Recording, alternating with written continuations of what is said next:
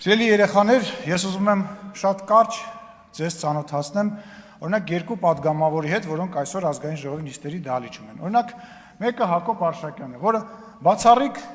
զուսպ, բացառիկ լավ, բացառիկ չկոռումպացված եւ լավ անձնավորություն է, եւ երկրորդ անձնավորությունը ուզում եմ ծանոթացնեմ Երևանի նախկին քաղաքապետ Տարոն Մարգարյանին, որի օգնականը իրեն թույլ է տալիս տարբեր տեղերում տարբեր լկտի բաներ գրել։ Օրինակ, քիչ առաջ գրել է, որ տոնածառը զարդարում են թանկ խանութից եւ մեկնաբանել է լափել միջև վերջ ալեն։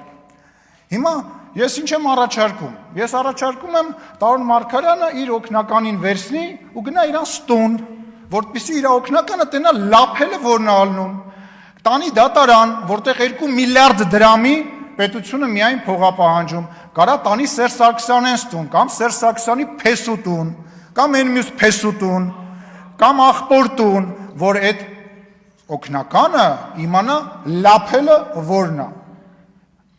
Ուրեմն ուշադիր բոլորին է վերաբերվում, այս բացակայող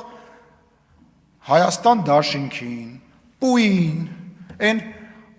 ավել պակաս խոսացող Facebook-յան, չգիտեմ, ակտիվիստներին, դերասաններին, կապիկներին, փող վեկալող մարդկանց, այո, մենք ընդունել ենք էթիկայի կանոնագիրք, բայց հանկարծ չսխալվեք, բոլորդ ձեր պատասխանը օրենքի սահմանում ստանալու եք, հանկարծ չսխալվեք, մեր դաստիարակությունը, մեր պատասխանատվության զգացումը հանկարծ չխառնեք, ես բոլորի անունից ինձ թույլ եմ տալիս իմ գործընկերների անունից ասեմ,